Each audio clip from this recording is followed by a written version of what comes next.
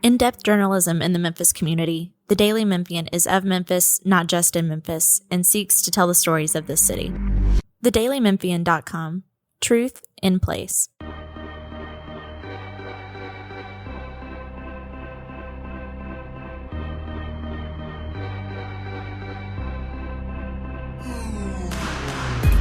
Welcome back to another edition of the Daily Memphian's Memphis Grizzlies podcast. This is your host, Grizzlies beat writer Drew Hill, joined as always by columnist Chris Herrington. The Grizzlies are coming off of a win over the Dallas Mavericks on Monday night, Chris. They got a nice little 2-day break here before they play another game. We are recording this on Wednesday.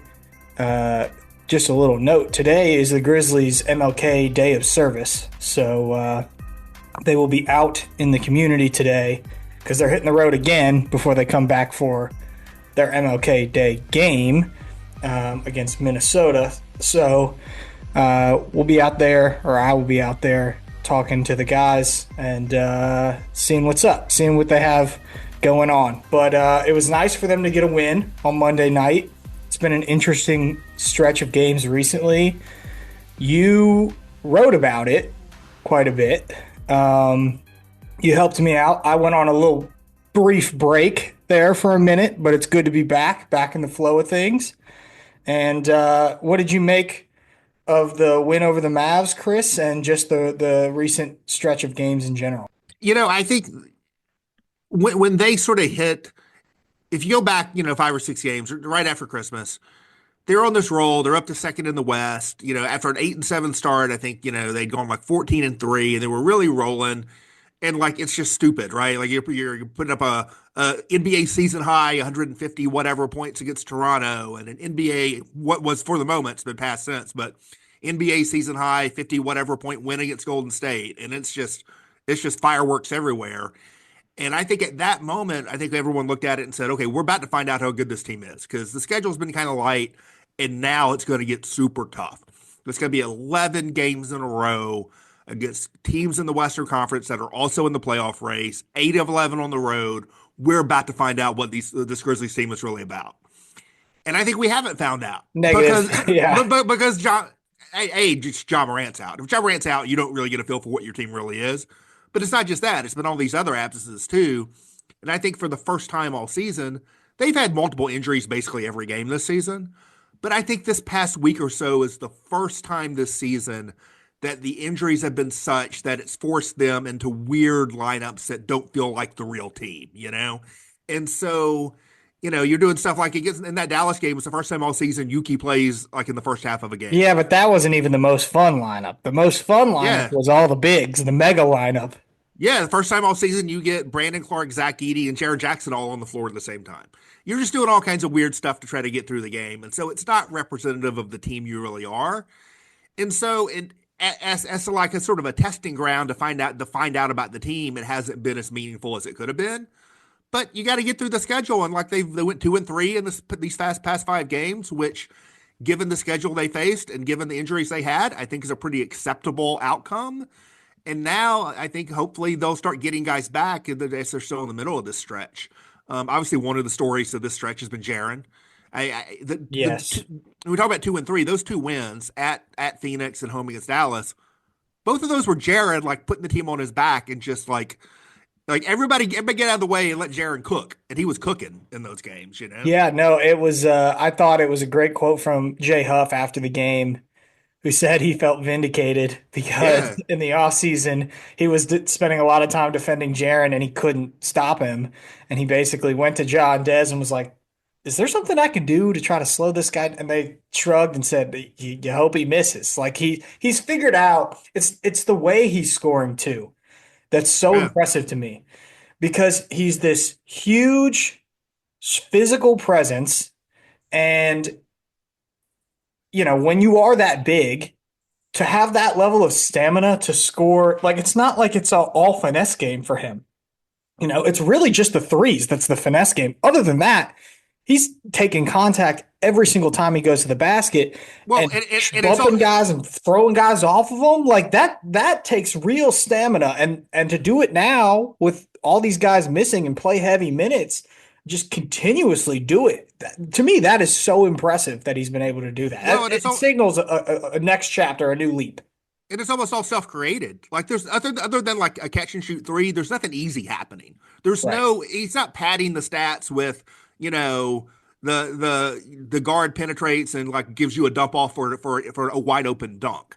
And there's not really a lot of transition. It is mostly half court. I have the ball. I'm attacking a defender one on one. I'm adjusting to whatever the defense tries to do, and I'm getting off contested shots and making them. That is really hard stuff. Yeah, and he continues to do it, and it's like there's so much. Like we could spend the whole podcast talking Yeah. about Jaren. I feel like because Taylor talked about it after the game a little bit too. Like he still feels like they're not even doing the best that they can to help Jaren, right? Because he's seeing more double teams, more triple teams than he's ever seen.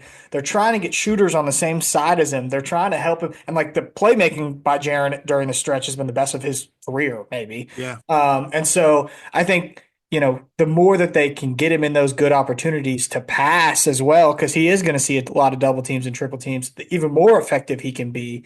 It's just a huge weapon for the team, and it's an amazing jump from him this season. And he's probably been the lead star. Like I'm not saying he is in a playoff game or he is No. overall, but like this season he has Yeah. been the lead star for the No, Memphis. he has. When the cumulative impact of across games, clearly he has been.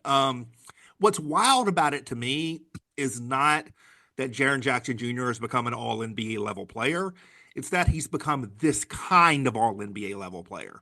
Like when I did radio this week with our colleague Jeff Calkins, he tried to give me credit, and I would only accept the partial credit on this. He tried to give me credit because back during the draft when Jaren got drafted, Jaren was the fourth overall pick in a loaded draft, a really really strong draft, and that was despite being a bench player after one season at Michigan State and being the youngest guy in the first round of that draft. Um, I was a big proponent. I said at the time I didn't have him ranked first, but he was my favorite player in the draft. Jaren was my favorite player in the draft. He was like, "Ah, you were right." I was like, "No," because when I was promoting Jaren Jackson Jr. coming out of Michigan State, I thought he would be a defensive player of the year level player who would get you 20 points in the flow of the game as the third option. That's what I thought he was going to be. And he became that and just kept going. I never, ever thought he would be everybody get out of the way, let this dude cook. He's going for 35 tonight, going one on one.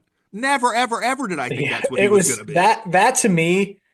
Well, there was a couple of things like that was the most impressive performance by Jaren on the season if you take the totality of everything.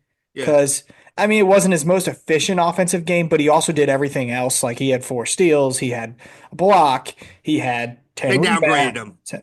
He had 4 steals at Yeah. one point during the game, and then they took one away from him. So I think Oh, well, whatever. But yeah, like in the totality of the performance. And the other thing that I found interesting too was, it was like just give Jaren the ball and get out of the way. Like that's what it was. Like the first 10 possessions of the second half, that was all they did. They did Right. it every single time. And it didn't always result in a Jaren shot, but they just kept going to it because Dallas had no answer for it. And I was just curious because to me, he took 23 shots. I'm sure he's taken more than 23 shots. In fact, I know he's taken more than 23 shots in some games. But it felt like the ball was in his hands more than it ever had been. And it was almost like, that's what when you're a kid in the backyard and you're imagining, a basketball game, the team's giving you the ball every time down and you're counting down 3, 2, 1 and you're shooting the shot. And that, like Jaren said that. Jaren said, like, man, the kid in me is pretty happy tonight because that's what it felt like. It felt like the backyard when you're growing up where every single time they're giving you the ball. I went through cleaning the glass too. I put it in the newsletter just to see like the usage rate in that game versus other games over his career. Like he had never had a usage rate in a game over 35 or 37% prior to last season. Now, last season he hit it a bunch of times Right. because there's nobody else available. Right. But this season he's now hit it a few times as well, and he's done that. Dallas isn't the best example because Bane was out too, but he's done it in games where John and Desmond Bane play, which shows you like this is a different Jaren. This is a new level. This is a different type of Jaren Jackson that we're seeing. And it's just been so impressive from him. He's just been so good for this team, and he's the reason that they're off to the start that they are. Yeah, to answer the question you threw out there, I just looked up real quick while you were talking. His career high field goal attempts regular season is 30. That was against 30. the Magic. That's middle of last season. So I do think he's had stretches that look like this in terms of the team reliance on him. The two things that I think that are different are the team has had a little bit more success. If you go back to last season when he had, so I went back and looked at like the most points he's had in a 4 game stretch, right? And this past 4 games is the third highest of his career in terms of total points over 4 games. Well, the stretches that were higher than that, they lost all those games, for the most part. And so that's different. The other thing that's different is to your point you were making, the total game he's played. Those other stretches of high scoring, he total. If you look at, there's 4 other stretches in his career where he scored this much in 4 games. So that's a lot of games, like 20 games or whatever. One 10 rebound game, and it was only 10. 0 4 assist games. His rebounding and assist numbers to go along with the points have been much higher in this stretch than ever in his career in terms of scoring at this level while also doing other stuff at the same time. Yeah, and I don't want to spoil things I have coming in the next couple months, but like, again, I just think that this is so much of this has to be stamina, right? Like it's incredible to watch him do this in a game, Well, like to if just you have this level if you of fight over 35 minutes, It's crazy. there was a end of season one of the the end of season news conferences that they do, final media session. It was maybe 2 years ago, but there was one, and it was whatever summer that Jaren broke his foot during the summer. It was before that. It was the spring before that summer. And Taylor Jenkins said in that sort of press conference that that Jaren's to-do list this summer is the longest of anybody on the team. And one of the things he specifically mentioned was stamina, was building up his stamina. And a lot of people have pointed to Jaren's minutes totals and said, it's because he fouls too much. Well, that's been part of it in his career. Another part of it has been Taylor Jenkins just doesn't like to play people heavy minutes, period. But another part of it, I think, is that I think he has had to build up the stamina to carry that kind of workload and to carry it for heavy minutes. And I think that is something, because remember, he was 19 when he came to the league. I think that's something he has had to build up over multiple seasons. I think you're exactly right about that. Last thing, he is one of the most fascinating people in the entire NBA. I feel like I can say that objectively because you know, if you go pay attention to his social media, the guy's working out like crazy all through the summer, and he's at Fashion Week, and the coaches are with him in Europe, and the coaches are with him in Japan, and he's doing, you know, he's at backstage at concerts, he's, doing all these different things, and he's just so, and he keeps that dedication, right? Like to me, to have all these different interests, to have all these things that he has a finger on, whether it be the music or the fashion and all that, and to have basketball be as big as it is, like I don't know how the guy has time for everything, but clearly he entered the season, I think, in some of the best shape of his career.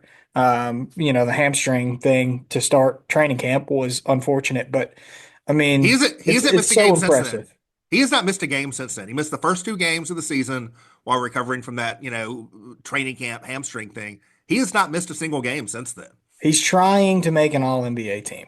I mean, that's obvious, right? He's like going to have a extension coming. Yeah. And he can, I guess give us he has the potential to get a supermax, right? If he finishes defensive player of the year, MVP, or an all pro. I think he's gunning for that all pro spot. And based on other injuries, he might have a good chance of making it there. We're not even to the halfway point of the season, so there's a lot of basketball to play. But I think he has put himself very, very firmly in that conversation as an all NBA level player. Yeah. It's going to be awesome to watch. We mentioned some of the other stuff over this stretch. Zach Edey missed a couple games, but he also had a couple good games. Dallas game was not a good game for Zach Edey. I wrote about Zach this week, so we can talk about it a little bit. And also in the context of the Rookie of the Year sort of race and what that is like. I think that he's still going to have these moments. And I don't know if that Dallas game, based on what they were trying to do with just giving Jaren the ball so much, was Right. necessarily advantageous for Zach Edey to be in the game and be effective. Um, but we are going to have games where Zach Edey, is effective. And the offensive rebounding numbers are good. When you look at all the other rookies, the advanced numbers are better than the other players. Now, the standard statistics, the stuff that people might look at before voting, it's all a very tight race. But it's just interesting to me when you look at the rookie of the year. Like, obviously, the Grizzlies have two super strong candidates, and Jalen Wells could win rookie of the year, too. I do think that Zach Edey by the end of the season is going to end up winning. I think right now, he's probably the rightful player to still be considered the favorite, um, based on all the advanced stuff and mainly what he does in terms of his expertise. And the offensive rebounding numbers have been fantastic. Offensive rebounding percentage over 15%. Like, that's really, really good. Um, but in the history of the rookie of the year, I went back like the last 20 years. Wemby won last year playing the majority of his minutes at center, but he was not a traditional center at all. Like, he took a ton of shots away from the basket. And then, you had five bigs basically win the award over the last 20 seasons, and two of them played the majority of minutes at center. That was Karl Towns and Victor Wembanyama. And both of those players are nothing like Zach Edey. I'm curious to see how this thing goes. Position isn't any sort of disqualifier for an award, but he would be a change of pace, really, if he is in the mix there at the end of the season. So you mentioned in the piece you wrote, you cited Malcolm Brogdon, who won Rookie of the Year in 2017, as the last player to win the award, scoring I think less than 15 points a game. Right. Right. A Yes. couple other things that Malcolm Brogdon ties into this. He is the last guy to win the award as a 4-year college player, so which is Zach Edey is trying to do. He's also the last guy, same Malcolm Brogdon, the last guy to win the award as a second round draft pick, which is something Yep. Jalen Wells would be trying to do, right? So Yeah. Malcolm Brogdon looms large at this The in terms of race the, is pretty similar. If you go back and yeah, look, like, not a lot of guys with high right. point totals. Like, this is going to be about more than points because nobody's really going to set themselves apart. It looks like No, it, in it that. was he. Brogdon took advantage of a weak rookie class. Now, Joel Embiid was in that class. He finished second, but he played like 30 games or whatever. Yeah. But it was not a strong rookie year. And this year isn't either, which opens the door for guys putting up, historically modest numbers like Zach Edey and Jalen Wells. I would say, I guess, like if the vote were held today, I think there's probably a better case for Jalen Wells than Zach I Edey. would agree. Yeah. He's played more games and more consistent. He's been more started more games. But I do think the path is there for Zach Edey to be the guy who wins the award. If he stays in the starting lineup the rest of the season and gets back on track to what he was doing, not just like a week ago, just regularly having some like 14-9 kind of game and helping the team win. I think a couple things with his sort of recent semi struggles. You mentioned the Dallas game, that specifically. Like that ties into what we were just talking about with Jaren. Like with John Morant and Desmond Bane both out, they decided we got to run our offense through Jaren. We got to space out for Jaren, and that's why you go Jay Huff over Zach Edey because you're trying to space it out for Jaren. When you have Desmond Bane and John Morant, your offense looks a little different. It's less reliant on Jaren. I think that creates more space for Edey to get into the mix. But I also think Morant specifically, and I haven't dug into the numbers to back this up. This is just anecdotal what I think I see when I watch the games. I think John Morant specifically helps Zach Edey more so than maybe other players. And this has been common with John Morant and the big centers in the past, the Valanciunas and Steven Adams and all that too. I think in two ways. I think one, because of Ja's passing ability, he's more adept at setting up Zach Edey for catch and finish stuff around the basket than other players on the team. And then two, Ja's rim pressure helps weaponize Zach Edey's offensive rebounding. Those two things have a synergy, right? Just like they had a synergy Yes. with Steven Adams, they had a synergy with Jonas Valanciunas. Zach Edey's great offensive rebounding is even greater when John Morant's on the floor. So I think John Morant coming back is really going to help Zach Edey. So, okay, put on the projection cap, Chris. As of January the 8th today, who's more likely to win Rookie of the Year, Jalen Wells or Zach Edey? I'm projecting out. I see the Edey path a little bit better than the Yeah. Jalen Wells path. Yeah. Well, it'll be interesting to see what Zach does in this stretch coming ahead, and what happens when Ja eventually gets back on the court. We should update some of these injuries, but first, let's take a break for a message from our sponsor. Want to make a big impact without getting lost in a big system? Join Youth Villages to be a force for families while becoming part of one. Help make positive changes on a national scale, one community at a time. It takes a family to transform lives. Start with yours. Apply now at youthvillages.org/careers.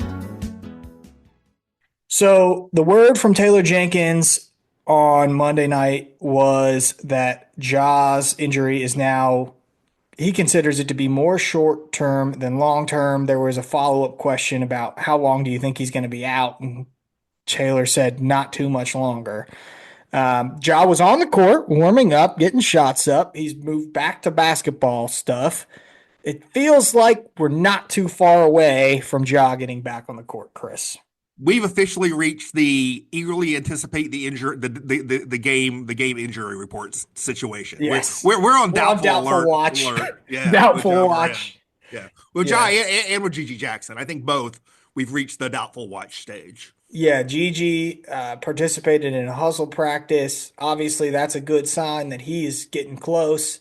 Um, he's been on the court for a while now. I know they're being careful with him, but I feel like, once this window comes up and he's inside of that return to play window, which I think as of the end of the last week was like it's coming up here like really soon in the next couple games.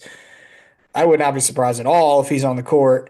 So that's obviously good news. Although the last time a player got sent to a G League practice, it didn't go well with Edie. But we haven't gotten that word with Gigi, so that is definitely a good sign there.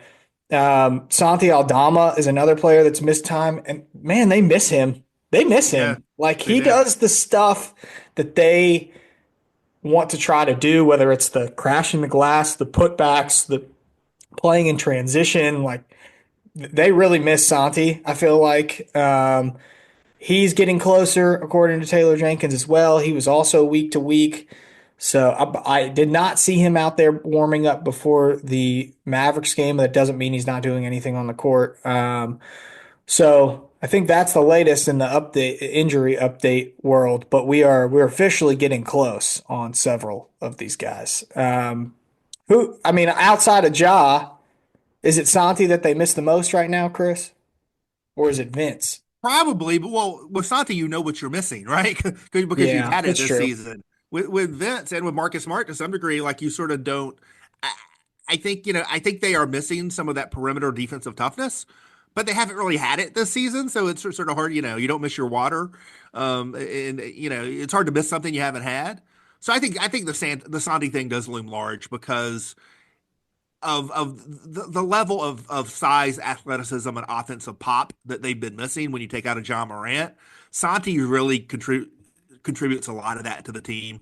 Like I think he's the leading scorer after the three stars. I think that's right, right after Jaren Dez, and he just adds a lot of offensive pop to the team that I do think they've been missing. They got this one home game coming up Thursday against Houston, right? Then they're out on the road before they come back from MLK. I wouldn't guess you would see maybe Desmond who stayed today. Maybe he'll be back for Houston.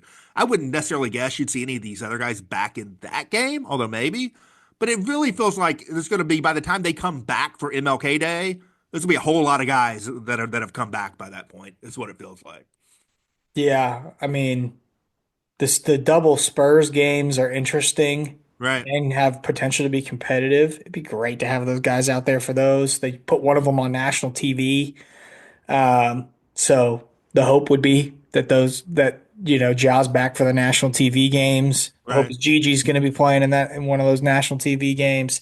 So I mean, two national games audience. close. Yeah. I'm glad the NBA came to their senses. A national audience is going to get to watch the Zach Edey Victor Wemby battle. The Yeah. world needs to see that. Well, it may be a lot of Jaren. It could be. There may be. My guess is that that the Spurs are going to turn around and put Wemby on Jaren almost immediately. That would be in my opinion, the smart thing to do. You did write a little bit about the players coming back from injuries and like what it could mean for the rotation. Um, Obviously, Gigi's going to get a good shot to play right away. I think that the injuries are going to benefit him. He was probably going to get a good chunk anyway, and you want to see what he can do. But what do I you? th- I think it would behoove them, and I wish we had more of an update on Vince Williams. I don't know if you've heard anything on that. It would behoove them as soon as those guys are ready to play to get them out on the floor, like whatever time period you have between their return and the trade deadline. Get as good of a feel as you can for what you think your team is and can be before you hit that deadline. I think. What do you think that this upcoming stretch is going to do in terms of determining, rotation minutes late in the season during clutch time and then also towards the playoffs? I don't know that this necessarily the next week or two is going to be determinative, but I think there's still a lot for them to learn about themselves between now and the end of the season, because I don't think they're going to play an 11-man rotation in the playoffs. And so I think there will be decisions to be made. You hope you have more players from which to make decisions. I mean, they played basically all season without Gigi Jackson and Vince Williams. They haven't even been part of the decision, but the part of the options. And so you bring those guys back. You have literally 15 players who can really play. John Conchar has shown us in the past week, like, hey, you forgot about me, but I can play. It's They got crazy. yeah, they got 15 guys who can really play. And if you're going to play, nine, maybe 10, probably nine in a playoff rotation, you have decisions to make. And I think the perimeter stuff, you're starting John Moran, Desmond Bain. But who you're starting at three, and Jalen Wells has really kept a strong hold on that spot. But I don't know. I don't think it's 100%. He's the starting small forward in a playoff series. You got more than half a season to go. But who's going to start at the three, and what's your rotation going to be off the bench behind? I think it's very uncertain because you have a lot of options, and I don't know if any of them are absolutely dead certain. Even Marcus Smart, I mean, I was going to say he is a total wild card at this right, point. Like right. especially with the way that Jalen Wells has played, the way that Jalen Wells shoots it. I mean, Marcus Smart has a history of performing better in the playoffs than he did in the regular season, but the injury this thing looms. There's really no update there. So it's going to be if he's not able to get back on the court and get into some sort of flow, what the Grizzlies do with him is fascinating. I think Scottie Pippen has been. You put it all to you put everything together and average it out. He's had a good season as a backup point guard for the Grizzlies, but he's been pretty inconsistent.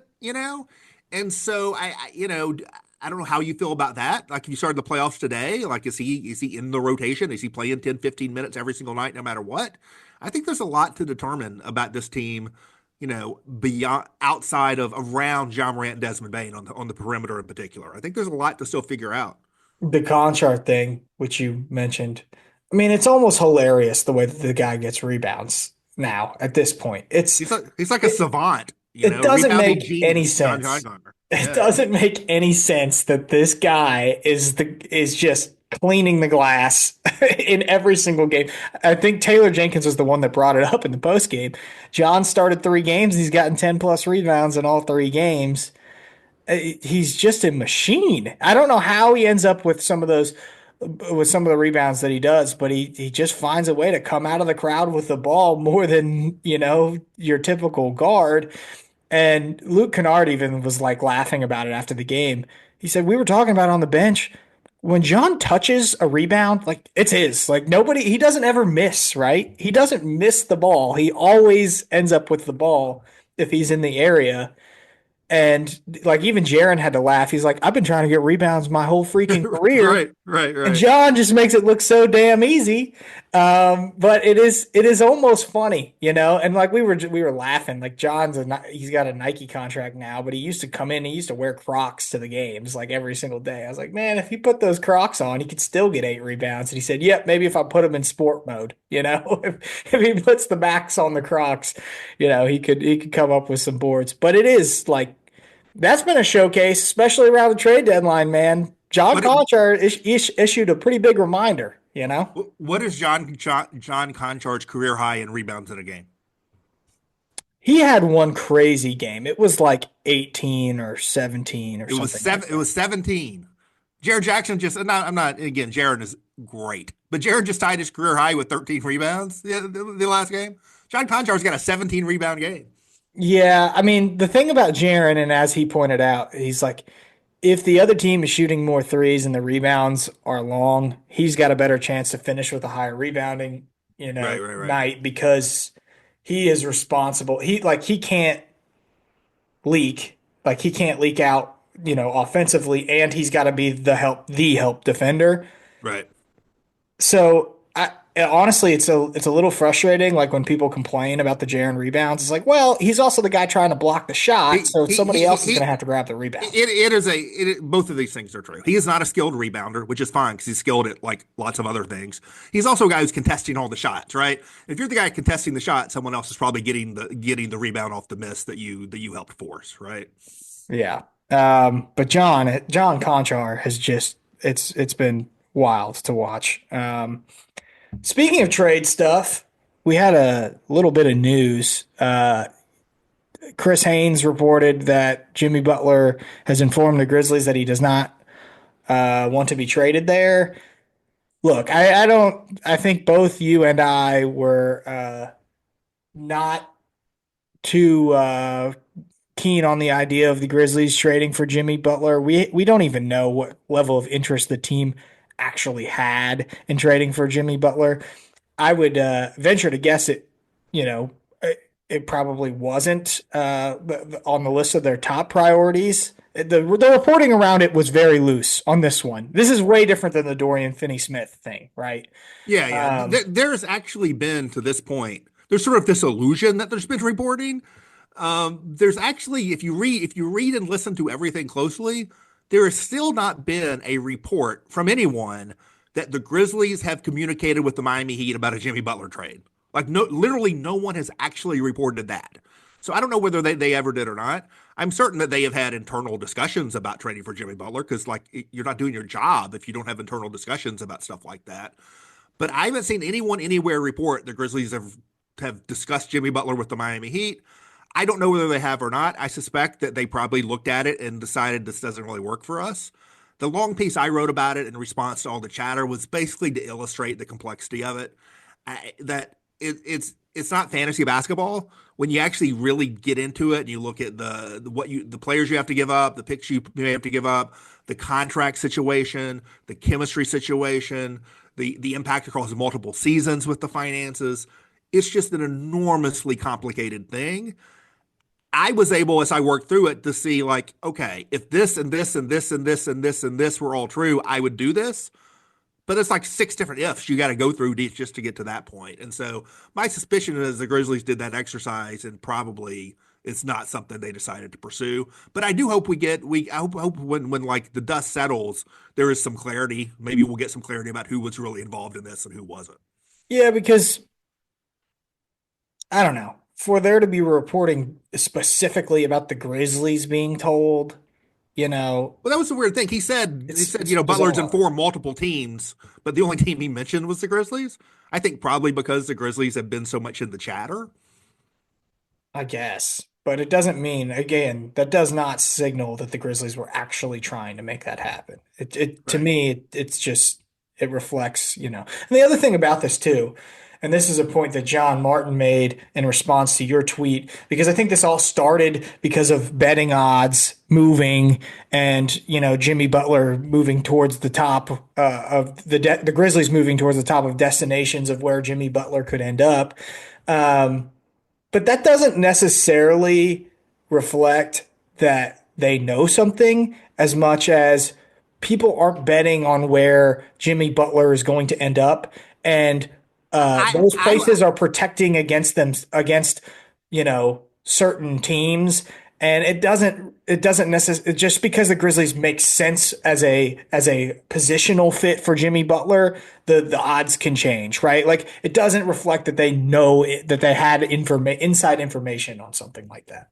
and I would say that they don't have interest. I think it's a real mythology that like dudes who like to gamble on sports and are on the internet like have this like faith in like the wisdom of Vegas or whatever. I think it's a mythology that there is inside information on almost any of that stuff. It's a reaction to movements in markets and bets and all of that. The idea that like whoever is the odds maker for DraftKings, blah blah blah, has inside info on where Jimmy Butler's about to go, and thus sets the odds based on his inside info, I just think is all BS, frankly. Yeah. Um, are there any other trades out there that you're eyeballing potentially? I mean, Cam Johnson's going to be one that's discussed for quite a bit, I imagine.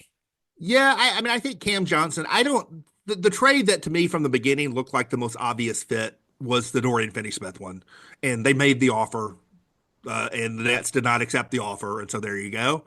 The next most logical thing probably is Cameron Johnson, but I don't think it's as logical as the Finney-Smith, just because I think the cost is a lot higher, and so I think it raises more questions. I do think it's likely Cam Johnson gets traded. I also think it's likely the Grizzlies would have interest in Cam Johnson. I think both of those things are likely. Going from those two things to like the Grizzlies making a serious offer, much less the Grizzlies trading for him, that's a separate leap beyond those two things. I think with the Cam Johnson thing, there's sort of three levels to it. There's like what players would you have to give up, and there's what picks would you have to give up. And then there's what are the trickle down effects of that. And Yep. I think the third part of that has not been discussed by people very much. People interested in the Grizzlies. We could get into that. I mean, maybe you give up Marcus Smart and Jake LaRavia for a contract match. And given how Marcus Smart has not fit in, maybe like that's okay, right? I think there's a chance Marcus Smart would be better for the Grizzlies in the playoffs than Cam Johnson, but it's hard to have faith in that at this point. So that's probably not that much of a hurdle, right? Then you get to the draft picks.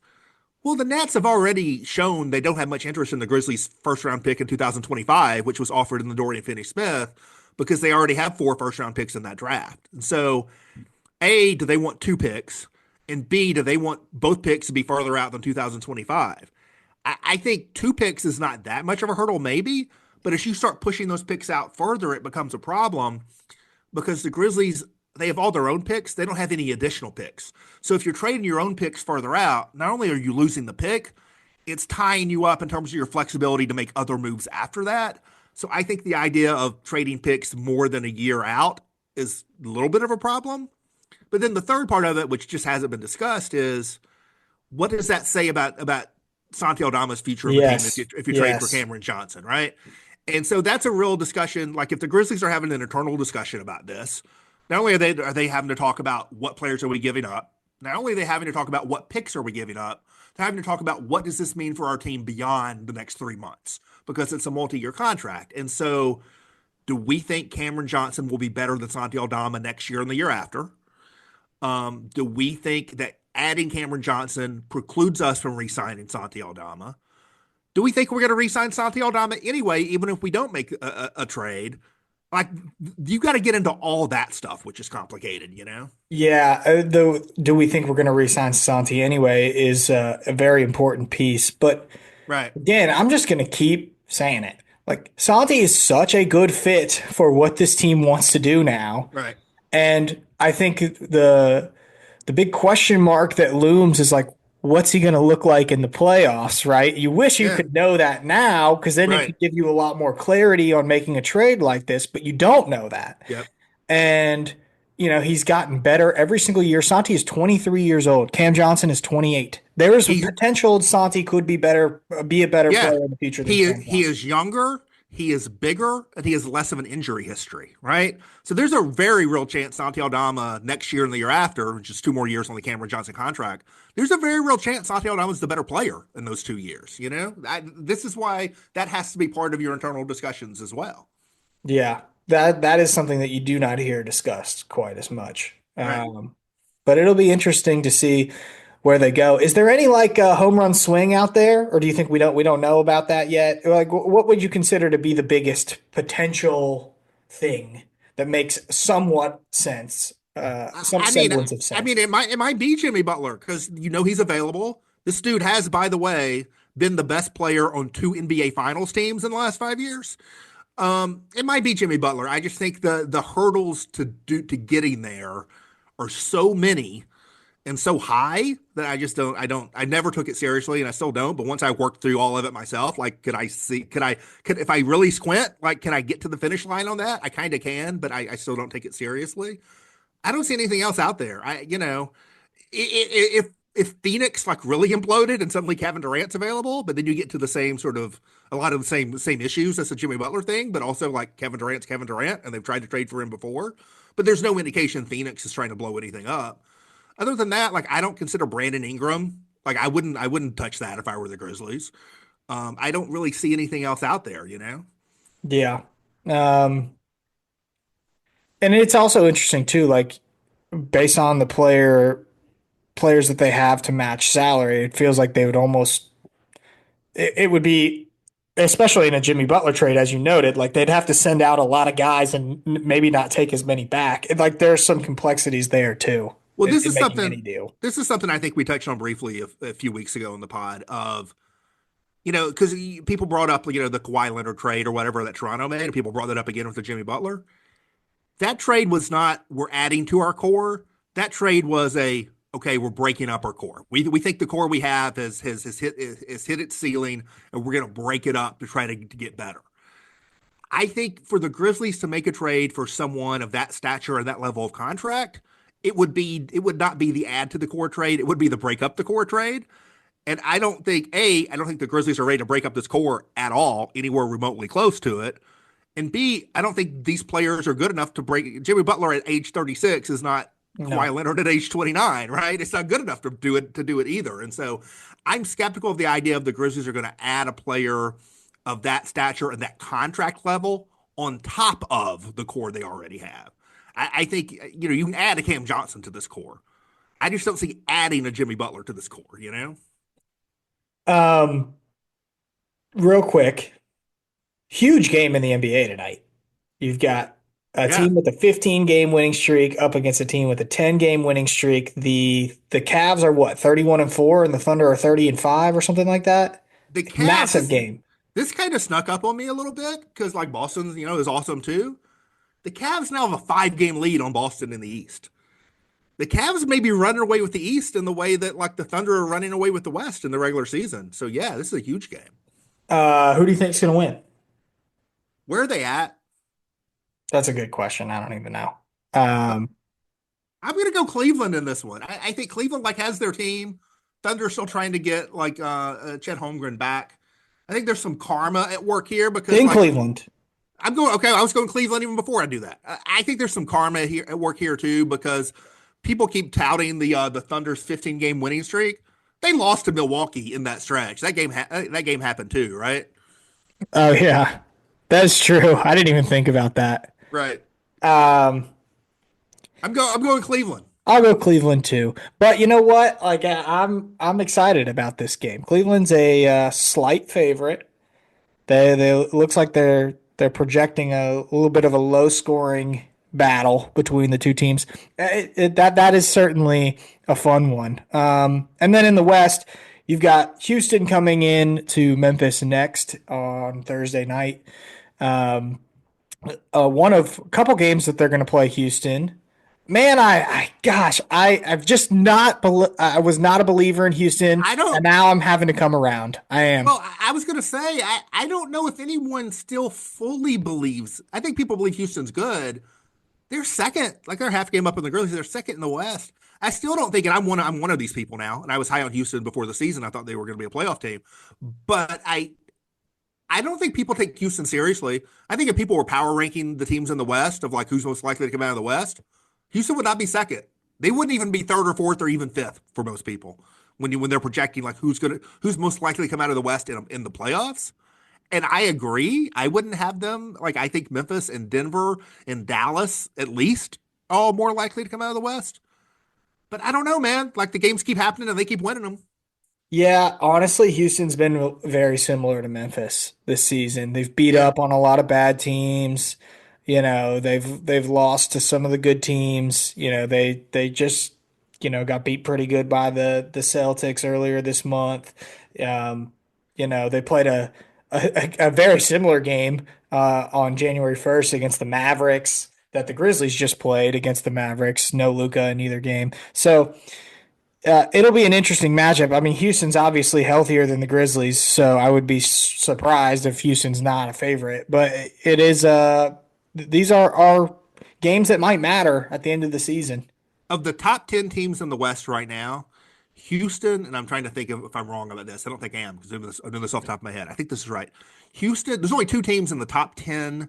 Well, no, because Chris Paul, but whatever. So let's be technical about it.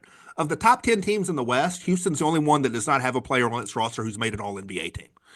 And that's cheating with San Antonio because of Chris Paul, but Victor Wembanyama is about to, right? And so when you think about who's the best player on a team, which matters a lot in the playoffs, Houston really is like does not look like a typical like high seed. Like, is it Alperen Şengün? Is it Jalen Green? Is it Fred VanVleet? Whoever you point to and say like that's the guy, that is not the guy on a team that advances in the playoffs. It's just not, you know? That's right. That's right. Well, I'm looking forward to the games coming up. We didn't really get the full test as you wrote. You should go read Chris's column. We didn't really get what we anticipated in terms of the Grizzlies getting some tough tests with this West Gauntlet because they've missed so many guys.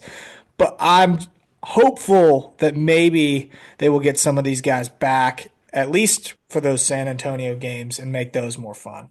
Well, I'm gonna tie into we had two Minnesota games coming up too. One of which I will be in there in person here in Minnesota, and the other one will be a big deal MLK Day game.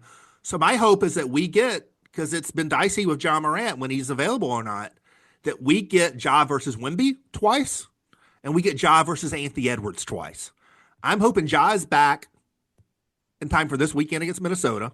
Anthony Edwards. We got to get a doubtful for that. We got to get a doubtful. But I'm hoping, and I hope for the sake of us and for the sake of the entire NBA world, we get Ja Morant versus Anthony Edwards twice and Ja Morant versus Wemby twice in the next week plus. Listen, I'm not going to be greedy. I know you want Ja to play in Minnesota. I'm not going to be greedy. I will take Ja Morant back for twice against Victor Wembanyama and once against Anthony Edwards. I would take that. I would take that. It's certainly it's most important to get him back in the broader scheme of things for the NBA. It's most important to have him back for those two national TV games. Yeah, back to back. So it'll be Friday the 17th at 8:30 on ESPN, Grizzlies at Spurs.